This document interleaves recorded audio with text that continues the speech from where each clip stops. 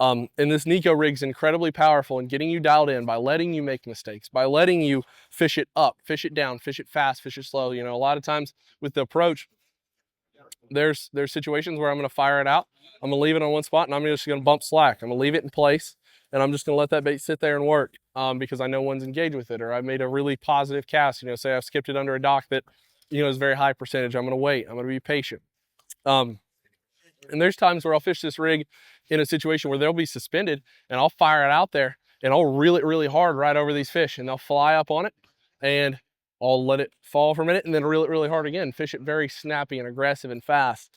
And many times, you know, that can be the deal in warmer water scenarios. Like, this bait has so many uses and it doesn't really let you do it wrong. And that's the beauty of this technique, is that, you know, regardless of what you do, whether you fish it up, whether you fish it down, they're always willing to give you a second chance on a worm in a way that they don't on a lot of other things. Which I think is kind of the innate power of the Neko rig. I've made over $500,000 in 2 years exclusively on the Neko rig.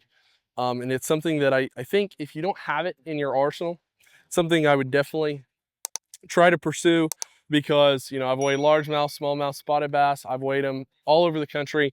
I've weighed them in 11 months of the year on this bait. It is incredibly, incredibly mobile and dynamic. And it's something that I think if you're not throwing it, you're probably getting beat by somebody that is.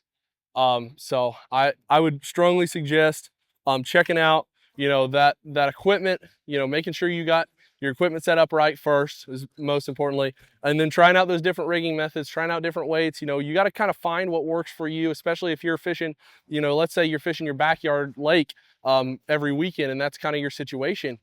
Figure out how your lake operates. You know, what weight do they want? What rate of fall do they want? Because rate of fall with this technique is so important, and dialing that in is kind of up to you, because you can adjust your leader line size to change that. You can adjust your weight size. You can adjust your hook placement, and all those things will change how that bait operates. And finding that happy medium is really important. So one big thing is make sure to experiment, make sure to try new things with it.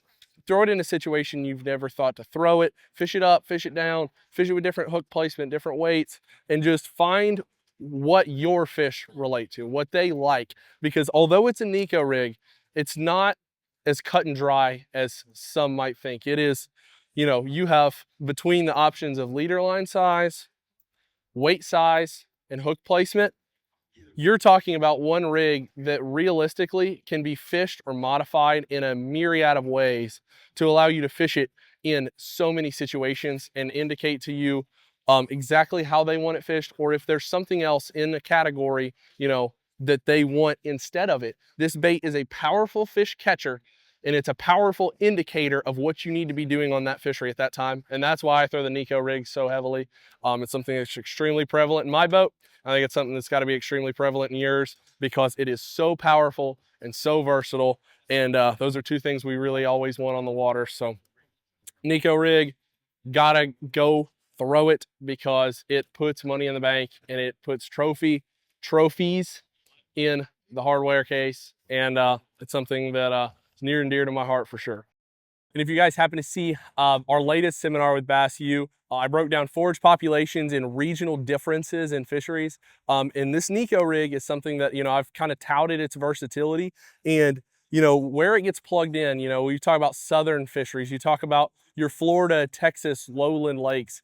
You know, this is a big largemouth approach. This is something that I'm gonna, you know, I use a 7-inch finesse worm. I fish it a little bit more aggressively, a little bit faster. What I'm trying to do is I'm trying to get quick engagements, and I'm trying to, you know, those fish are generally in dirtier water. So I'm trying to make specific casts at specific targets, or, you know, if I'm using scope, I'm setting up in those shallower areas, you know, generally fishing that 2 to 8, 10-foot range. And this is a specific, like, assassin style catch giant bass approach. You know, I've caught fish all the way up to 8 pounds on this bait. It's something that, you know, big bass extremely love.